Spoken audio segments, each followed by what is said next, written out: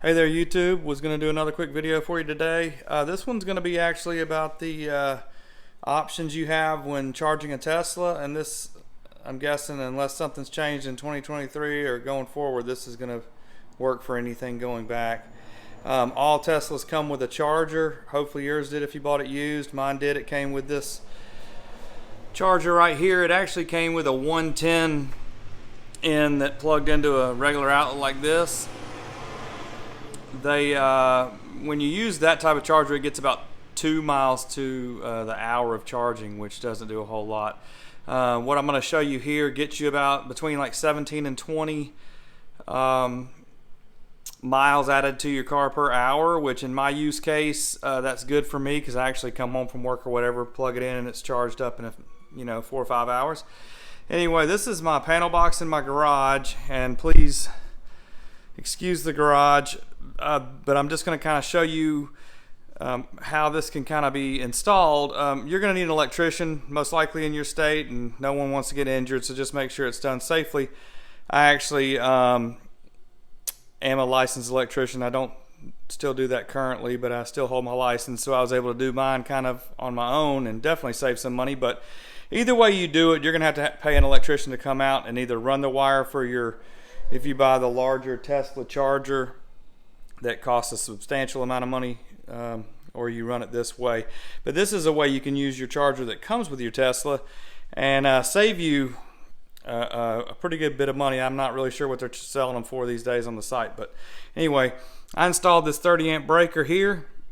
And if you're looking in your panel, another good thing is if you have the supplies before the electrician comes, sometimes that will help bring down the cost, because no telling where they get their supplies or if they mark them up or what have you.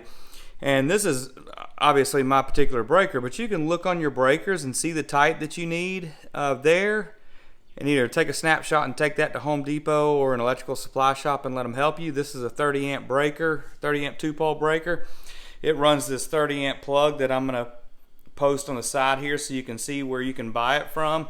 I think I actually bought mine on eBay, and it was about 80 bucks for the what you're buying is you're buying this portion of the plug in here, and it actually, the 110 cord like this that comes with the car pops out of here, and then this one plugs in to make it a 220 connection. So you're gonna buy this piece for around $80. You're gonna buy some sort of electrical box, depending on if you want to kind of go in the wall flush like this. You can do that also with like a 2-gain box. I bought an exterior box like this, or not exterior outside, but it mounts on the surface. This is what they call a 1900 box, and I bought a raised cover, and then there's a 220 outlet in here. What you're going to do on the 220 outlet is you're just going to pair it to the particular plug that you bought. You can take a picture of that plug that you bought and take it up to Home Depot and kind of sift through the 220 plugs, but it is going to be a 30 amp plug, and I'll kind of show you what to look for on that. I bought this little slide case, or it just holds the things in there kind of good right now, but this holds your Tesla charger that came with your car, and then it's got a little prong here that kind of keeps the cord wrapped up when not in use. So if you buy the breaker that you need, and then about 10 feet of wire if you're going to mount it similar to where I have it. Obviously, if you go across the garage with the plug, you're going to have a good bit more wire and more labor from the electrician. So I tried to keep it simple there. And as you can see, I've got the other end. It's plugged into the car right now. And just a quick kind of thing to show you what you're dealing with there, what you're working with. So you can see right now I'm getting 20 miles, between 19 and 20 miles charged per hour.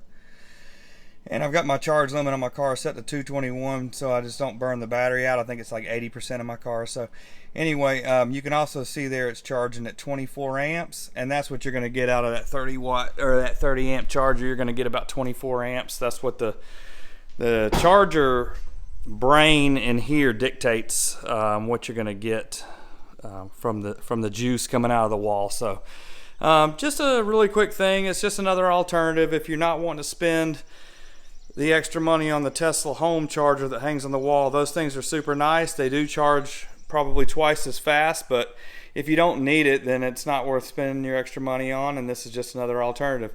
Thank you for watching. Remember to subscribe. See you next time.